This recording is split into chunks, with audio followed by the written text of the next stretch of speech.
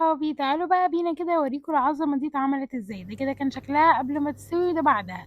تعالوا كل اللي هنحتاجه ان احنا هنجيب بولة نحط فيها كوباية وربع دقيق. الكمية دي هتعمل لي بالظبط 3 وسط، فلو عايزين تزودوا ممكن تزودوا اكتر، ولو عايزين تقللوا برضو في الكمية قللوا كمية الدقيق. وبعدين هبدأ بقى انزل الدقيق كده بالتدريج، وبعدين ده كده الدقيق اللي انا احتاجته. وبعدين هابدأ أنزل بقى بمعلقتين كبار من السمنة، وهابدأ بقى إن أنا أفركها كده شوية، أتأكد إن الدقيق كله دخل في السمنة وبقى كله بنفس الشكل اللي هوريهولكوا. هياخد مننا وقت شوية، بس دي أهم خطوة علشان يبقى الدقيق كله شرب من السمنة بتاعتنا. وده كده كان شكله بعد ما شرب من كل السمنة، وهوريكوا دلوقتي برضو القوام بتاعه بيبقى عامل ازاي لو مسكناه. شايفين بينزل ازاي من ايدي؟ ده القوام اللي احنا محتاجينه. وبعدين الخطوة اللي بعدها هاجيب بضاية، ويا ريت تكون بدرجة الأوضة برضو، وبعدين هابدأ بقى أنزل من الملح، وبعدين هابدأ بقى أنزل برضو بنص معلقة من بيكنج باودر. وآخر حاجة عندي هي كوباية زبادي، بس أنا هحطها على جزئين. أول حاجة هنزل بنص كوباية الزبادي، وعلى حسب الدقيق بتاعكم علشان نتحكم في العجينة زي ما احنا عايزين، ما تبص مننا، لأن الدقيق برضو ممكن يختلف من نوع للتاني. فحطوا أول نص كوباية وابدأوا اعجنوها، ولو احتاجت تاني برضو هنزود نص كوباية تاني. انا هنا زودت نص تاني، فانا احتاجت هي كوباية صغيرة زبادي. وهنا بقى بعد ما عجنتها ده كده شكلها. كل اللي هنحتاجه ان احنا هنسيبها من نص ساعة لساعة ترتاح، وهتلاقوا ان الحجم بتاعها زاد شوية. وده كده كان شكلها. هغلفها بقى واسيبها زي ما قلت لكم من نص ساعة لساعة. هبدأ بقى في الوقت ده اعمل الحشوة بتاعتي. انا جبت لحمة مفرومة معصجة بالصلصة، وهبدأ انزل عليها بالفلفل الالوان بتاعي، وبرده ممكن احط عليها اي حاجة تاني.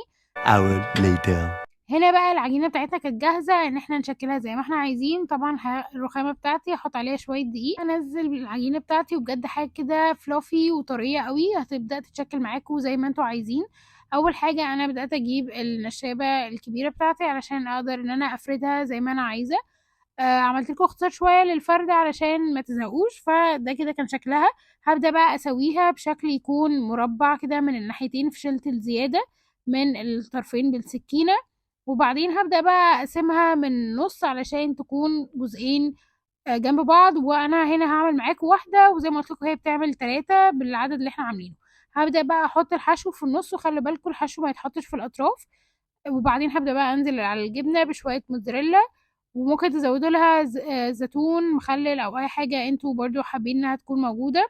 وهنا بقى الجزء التاني هبدأ ان انا اقطعه كده زي ما انتوا شايفين. هنا ان التقطيع ما يكونش لا رفيع قوي ولا تخين قوي عشان نقدر نتحكم فيه ونمسكه، عشان لو ارفع من كده مش هنعرف نتحكم فيه. ده كده كان شكلها. وبعدين هبدأ بقى اسيبكم كده تركزوا شوية في طريقة اللف بتاعها، وارجع لكم بعد ما نكون خلصناها.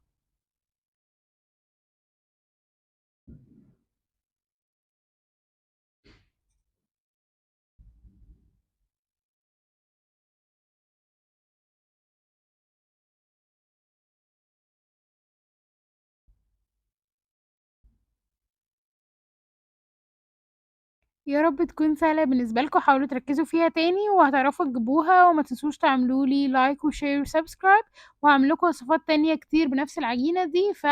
فولو مي علشان تشوفوا الوصفات اللي جاية، واكتبوا لي ايه الوصفات اللي انتم محتاجينها. ده كده بعد ما انا شلتها وحطيتها عليها ده الغلاف بتاعها. هبدأ بقى الجزء التاني ان انا هساوي الاطراف كده بايدي، وهبدأ ان انا اطلعها لبره. علشان اول جزء هطلعها لبره، بعدين هبدأ بقى ادخلها بايدي لجوه، وبرده هسيبكم تركزوا فيها وارجع لكم تاني بعد ما اكون خلصتها.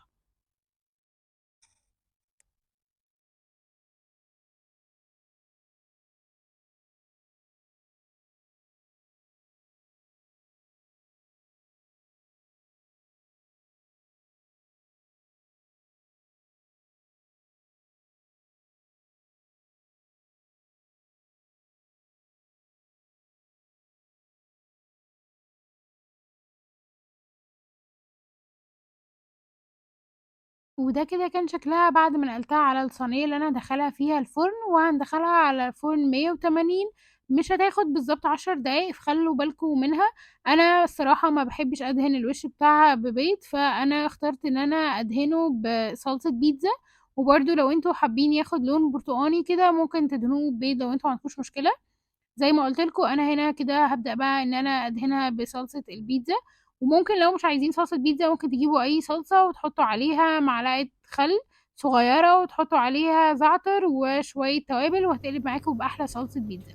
ده كده كان شكلها الفاينل لوك بتاعها وحاجة كده سوبر تيستي. بالهنا بالشفا وبون ابيتي، واشوفكم في وصفات تانية كتير. باي.